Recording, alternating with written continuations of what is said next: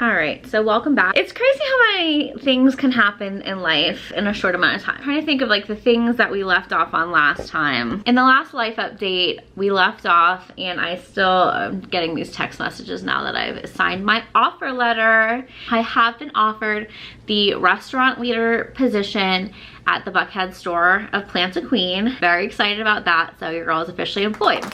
Today is the 1st of July. It is a Monday. Like we said, we love a Monday starting off the month. Really excited to go into the week, right? So I figured, okay, they'll probably either have me start this weekend at the location or maybe at Krog Street. No, they want me to train in Florida. I've been trying to get a Florida trip on the books, but it just hasn't really worked out because of the timing of everything. So, you know, believe and achieve. God gives. I am going down this weekend. They originally asked if I could start on Friday, but that would have been my travel day, would have been 4th of July. We're not doing that. So Saturday, I'm going to be training at the Plants a Queen in Coconut Grove. I think it's about 2 weeks worth of training down there. So I'll be between the Coconut Grove and the Fort Lauderdale location. So I'm so excited because I'll get to see so many friends and stuff like that. Even if it's like while I'm working, I'm gonna just tell a couple people like, hey, come visit me. But yeah, I'm so excited about that. Fast forward to a different story, bringing us to today and the type of luck I've had. This is one of those stories where it's like good and bad. Saturday, Sam walks into the house after her shift and was like, hey, have you seen your car? And the last time somebody said that to me, it was at the Hard Rock Cafe in Miami when somebody hit my car. So I'm thinking somebody hit my car. She's like, no, your tire's flat. And I was like, oh, okay, well, I could deal with that. And it was really nice because obviously like my tire was flat at the apartment complex. So I have AAA, I'll call, whatever. So that's how my morning kind of started. I woke up, I made sure to empty the rest of my car. I get my AAA guy to come out to obviously like put the spare on or inflate the tire, whatever he can do. And he's like, hey, do you have your wheel lock? And I said, what does that mean? Like, I do not know about cars. Like, I love to drive them, but like I don't know anything about this, especially like Fancy's got all this high-tech stuff that I know nothing about. Like, nothing was locking my wheel in the Genesis. But I guess there's certain lug nuts, like one per wheel, that people will put on to like lock your wheel so people don't steal it. And I don't know where that key was. So he's like, normally it's in the glove box. I was like, well, I don't know. And I think I may have, in reference, thought about maybe I took it out, like with all the stuff that comes with it. I probably thought it was like extra or something. So I don't know where it is. I found the manual. It didn't mention anything about a wheel lock. The guy was like, well, I've been doing this for 4 years. Okay, bro, I'm not telling you you don't know what you're talking about. I'm saying I don't know what you're talking about. Can you like explain to me what I'm looking for? Is it a cylinder? Is it a stick? Is it a padlock? The fuck you mean? Like, he's like, I'm just gonna inflate your tire and it's got a nail in it. You should be fine. It's keeping pressure. It's a low leak, but you should, you know, you'll just have to contact Mazda. So I call Mazda. I basically say, hey, I didn't get this with the car, I think. And they're like, oh, that's a little weird, but Mazda dealerships will have like a universal one. They could change it out, whatever. They basically tell me, yeah, it's like gonna be like 90 bucks. And I said, okay, great. Before I can even get to the tire, it's costing me $90. But drove to Mazda. I ended up exchanging out the wheel locks, whatever. And I got a new tire while I was there because even though it's just a nail in the tire, it was like, of course, at an angle, so they couldn't patch it. And I didn't want it to just be slowly leaking and not have to worry. Like, I don't want to worry about it. So replaced the tire. A couple $100 later, you know, here I am. But very, very grateful because I thought about it, like, had that pop or, you know, had my tire gone flat on the side of the road on the multiple trips that I was on to Nashville, Lord knows how long it would have taken me to get AAA on the side of the road, but then they wouldn't have been able to even pop a spare on. So again, even though life is going to hand you some really weird circumstances, sometimes it works out in your benefit. So it was the best case scenario for me getting a flat tire, and now I can unlock my wheels and whatever. We're back on the road. I now know what that means. My mother's remains came the day that I was filming and the day that I put up the life update. I did make an unboxing video, but I want to say it was semi-anticlimactic. It was kind of more funny than anything, and I don't want to say it funny like that, but it was supposed to be signature required. And then all of a sudden it stated that it was delivered, but I had not signed for anything, nor had I heard a knock at the door. And I was like, uh-oh. I'm guessing the leasing office signed for it and then delivered it, which is crazy because it literally on the box said cremated remains. So when it said delivered, whatever, I went to go to the door and then I looked down, it's like, boom, just hit me, right? And I'm just like, this is so not subtle or discreet. Like, wow, God bless America. I think it's a sticker too, because it was like a USPS box. But anyways, so there she was on the doorstep. So I brought it in. It's a lot heavier than I thought, to be honest. I don't know what I was expecting, but the whole time I was like unboxing it, I was like nervous. I didn't know like how many boxes were within the box. And then I was like, you know, I kind of made the joke, like, what if it's just like dust? Anyways, she is home now, so that is also resolved. It's just crazy that life has come to this point now on July 1st where like so many things have been settled at this point. And I'm just so fucking grateful. Like even the crazy bad shit, like, you know, that's been happening, I've been like working through and supported through. So yeah, I just kind of wanted to film a quick little like update to the update because I guess I'm packing for Florida now. So just signed, sealed, and delivered my offer letter back to them. I got the exact amount that I was looking for originally when I came here, so that was also really cool. Of course, I tried to negotiate for a little bit more, but it's fine. I like to believe that more will come too, but that was kind of great too. Everything I wrote down of like my dream job has manifested in itself, and I definitely have been made sure to like include some of the other little things that you know, I forgot the last time, like work-life balance, executive leaders that are I don't want to be rude, but like, you know, like executive level leaders that know how to run an operation and can take criticism and can give criticism and can have constructive conversations about the growth of the company. And everyone that I've talked to, it's been just a dream to work with. And even the DO is just like a straight shooter. The fact that they haven't wasted my time in this process has been really great. So yeah, I'm just really fucking stoked. So I wanted to jump on here in real time. Maybe I'll refilm this in a place where I'm like not so scattered and sweaty. But it's just been a day. I did not expect to have to learn about wheel locks, and I don't know, like I said, like I've never had to unlock a wheel to get a new one on or whatever. I was just like, okay, I cleared my trunk out so you could get to the spare. He's like, well, that doesn't help me because I can't get your other wheel off. I was like, this is wild. Thanks, Robert. Good morning. It is July 3rd. I was like, I gotta start knowing what day it is, but it is July 3rd. Wow, I had a dream that I moved my calendar, but the calendar is where I left it. I had a very intense dream last night. I was friends with Morgan Wallen and he was getting in all sorts of trouble. And I'm like, Morgan, what are you doing? Anywho, and then the cat was scratching at my door and woke me up. But it was like old Morgan Wallen. It's like not like the Morgan Wallen he is now. It was like hot, long-haired Morgan Wallen. Anywho, tomorrow's 4th of July. Happy Independence while we have it. I'll be training for 2 weeks in Florida. First week I'll spend in Coconut Grove, and the second week I will spend in Fort Lauderdale. We're doing all the errands that will help me prep for that trip. I'm excited to take you guys along with me down to Florida. It was funny, right? Spent yesterday editing all the last of like my Tennessee footage. I had been kind of compiling stuff to make a best places to eat in Nashville. And it's not a vlog, it's just like a cute little video. So please check that out. If you're going to Nashville, it's my recommendations of where I love to eat, and 10 out of 10 recommend all those places. And yeah, so I was like, I really feel like I've put the Nashville chapter to bed. You know, that book is back on the shelf and I will refer to it when I need to have a little laugh. I miss my Nashville friends obviously, but him and I laugh because literally a week to the day of my end of my lease I will be in Coconut Grove, so stick around, it's gonna get interesting. All right, happy 4th of July to all that celebrate freedom, for now. Anywho, welcome to my bathroom. I am getting ready to shower. I'm gonna do my hair because tomorrow we leave.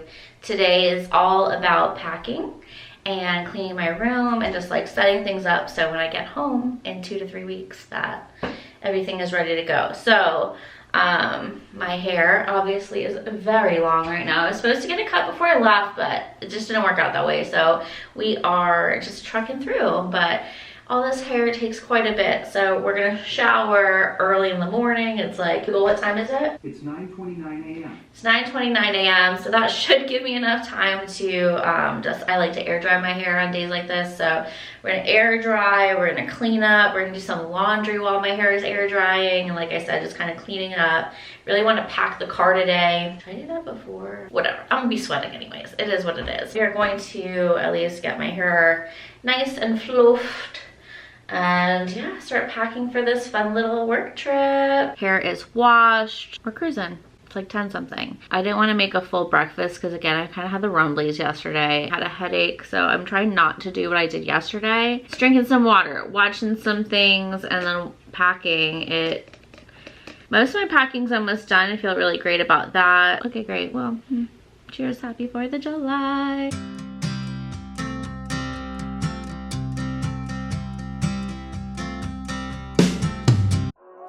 Now it's time to head to the movies with our cinematic crusader. Here with another titanium take, here's our movie maven Kai. Hey everybody, it is I, your movie maven Kai, and I am here taking a break from the toasty upstairs in the nice cool downstairs. We are dealing with record-setting heat here on the West Coast, and I don't like it. It's not fun. It's not my favorite. You know, people laugh because, you know, born and raised in LA, they're like, oh, that's, you know, it's the desert and the Mediterranean climate. Doesn't matter. Give me air conditioning. Give me air conditioning, guys. So we have officially made it past 4th of July. This year it's running us down, guys, in a lot of ways. There's a lot of stuff going on. There's a lot of trials and tribulations and craziness going on. And, you know, politically, it's getting kind of scary. So I have no better advice than it's horror movie time, guys. Like, look on the socials. Day after 4th of July, you can start decorating for Halloween.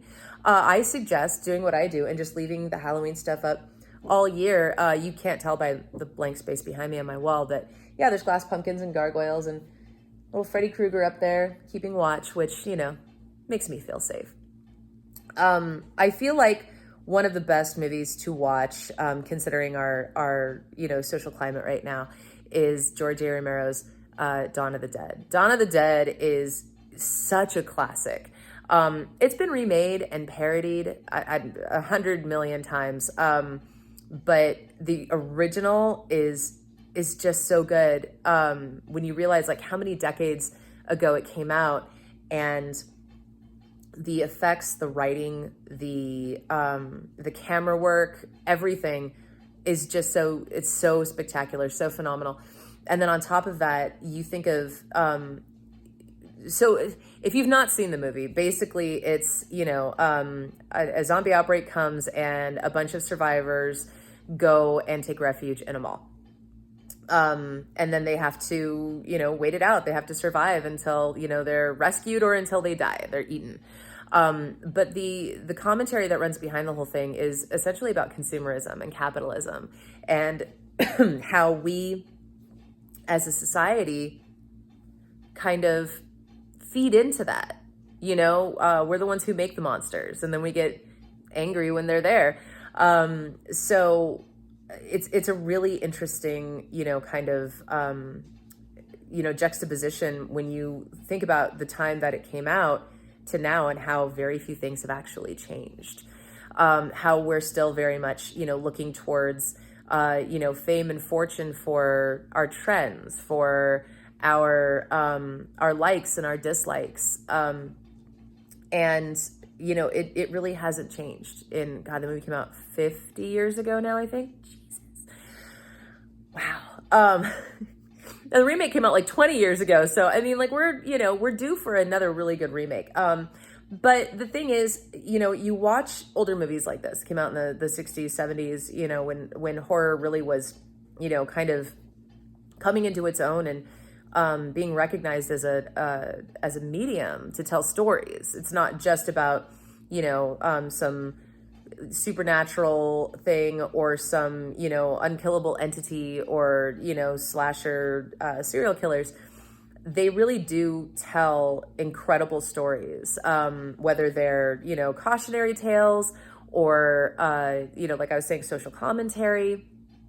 Horror movies have such an incredible way of making you feel uneasy, making you, you know, second guess what you see in the dark, but then also have those considerations for those things around you. It's not just about the fantasy. It's not just about the monsters. It really is about, you know, what's happening in the world.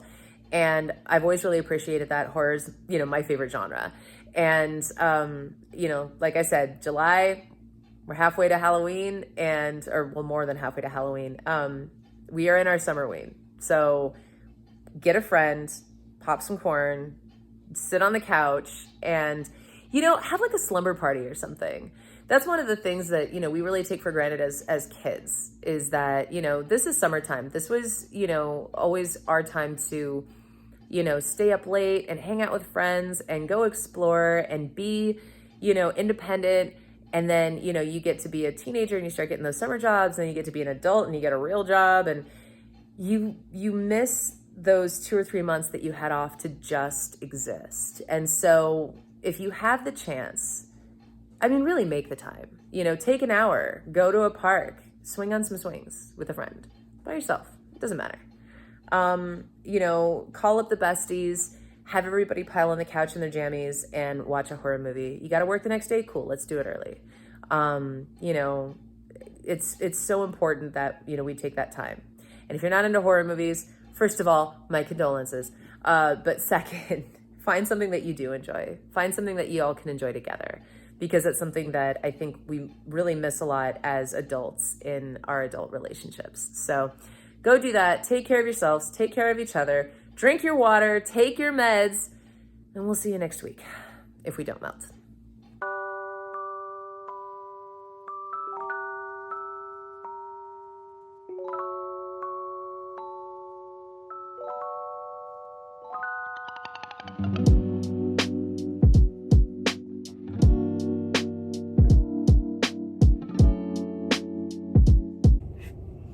Good morning from Cordell, Georgia. I just had such a scary moment because I went into the Chick-fil-A to have a bathroom break, grab some hash browns, a little Coca-Cola, and then my phone gave me an alarm saying that my MacBook Pro was like left behind.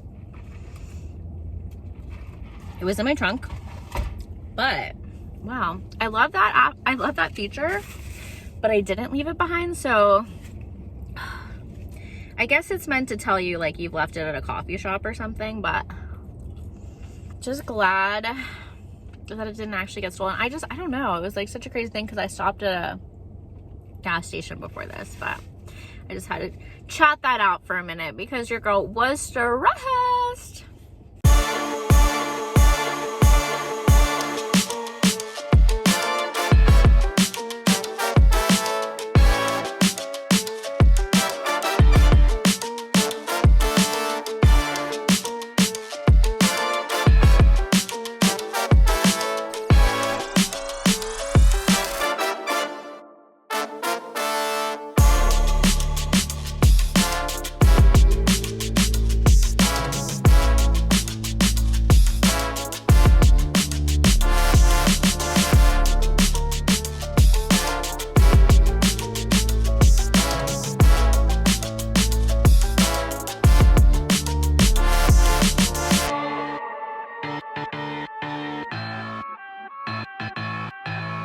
Welcome to Miami.